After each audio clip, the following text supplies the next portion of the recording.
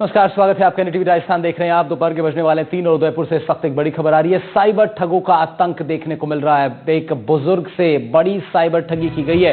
13 दिनों तक digital arrest करके बुजुर्ग को रखा, डरा धमकाकर खातों से 33 लाख से ज्यादा की रकम निकलवा ली।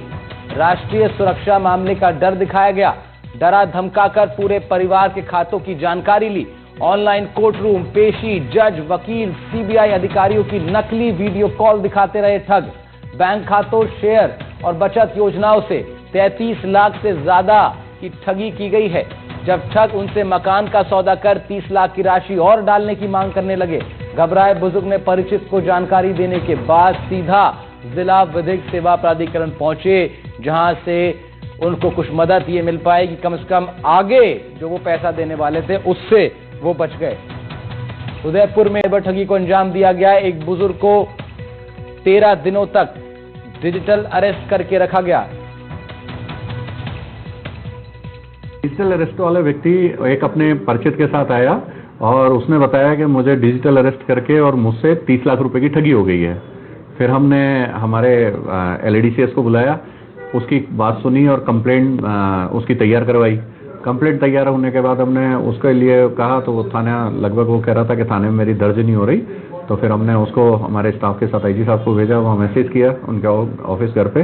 तो उन्होंने रात में एक SHO साइबर सेल को और जो एक ASI संबंधित था उसको पाबंद किया। उसके रात में जो उसकी कंप्लेंट के आधार पर वो खातों को ब्लॉक वगैरह करने की कार्रवाई शुरू करी उन्होंने, और कल उसकी FIR कट गई। तो बड़ी साइबर ठगी की वारदात घटी है उदयपुर में। एक बुजुर्ग को 13 दिन तक डिजिटल अरेस्ट करके 33 लाख से ज्यादा की ठगी की वारदात को अंजाम दिया गया है। उदयपुर में साइबर ठगों का आतंक, बुजुर्ग को बनाया गया निशाना। 33 लाख से ज्यादा की ठगी, 13 दिन तक बनाए रखा डिजिटल अरेस्ट। फर्जी कोर्ट, फर्जी CBI, फर्जी अधिकारी, लगातार होती रही वीडियो कॉल।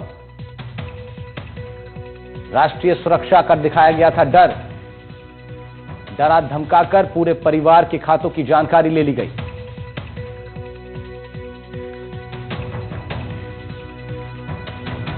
उदयपुर में साइबर ठगों का आतंक देखने को मिल रहा है। एक बुजुर्ग से बड़ी साइबर ठगी की गई है।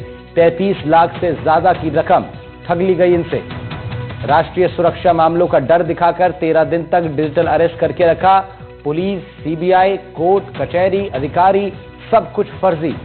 वीडियो कॉल के जरिए माहौल बनाते रहे, डराते रहे, धमकाते रहे और एक धीरे धीरे करते 33 लाख रुपए की रकम ठग ली। साइबर ठगी का बड़ा मामला प्रदेश के उदयपुर से सामने आया है, जहां एक बुजुर्ग को 13 दिन तक डिजिटल अरेस्ट करके रखा। ऐसे ठगों से बचने की बहुत जरूरत। ये खबर आपको ध्यान से देखनी चाहिए, किस तरह से एक बुजुर्ग को 13 दिनों तक डिजिटल अरेस्ट करके रखा गया। राष्ट्रीय सुरक्षा मामलों का डर दिखाया गया, डराया गया, धमकाया गया। नकली पुलिस, फर्जी कोर्ट, फर्जी कचहरी, फर्जी जज, फर्जी अधिकारी, सब कुछ फर्जी था। एक चीज सत्य थी, पैसा जो ठगा जा रहा था, जो 33 लाख रुपए ठगों ने अपने अकाउंट में ट्रांसफर करवा लिया। डरा धमकाकर खातों से 33 लाख से ज्यादा की रकम निकालवा ली गई। राष्ट्रीय सुरक्षा मामले का डर दिखाया गया। बुजुर्ग ने अंत में जाकर अपने एक परिचित को इसकी जानकारी दी, तब जाकर के वहां से ये लोग फिर विभाग के पास पहुंचे हैं, उन्हें सूचित किया हमारे साथ ठगी हुई है। मकान और भी ठगी हो सकती थी। मकान का सौदा कर 30 लाख की राशि और डालने की मांग करने लगे। घबराए बुजुर्ग ने परिचित को जानकारी देने के बाद सीधा विधिक सेवा प्राधिकरण जाकर के इसकी सूचना दी है। जिला विधिक सेवा प्राधिकरण वो पहुंचे,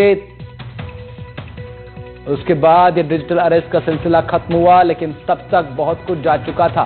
33 लाख रुपए की राशि जा चुकी थी। परिवार के अन्य खातों की भी जानकारियां ले ली गई। साइबर ठगों से सावधान रहने की बहुत ज्यादा आवश्यकता, और ये खबर आपको जागरूक भी करती है, सजग भी करती है, चेताती भी है कि किस तरीके से साइबर ठग आपके साथ बड़ी ठगी की घटना को अंजाम दे सकते हैं। ऐसे में आपके लिए बहुत जरूरी है कि आप जागरूक बने,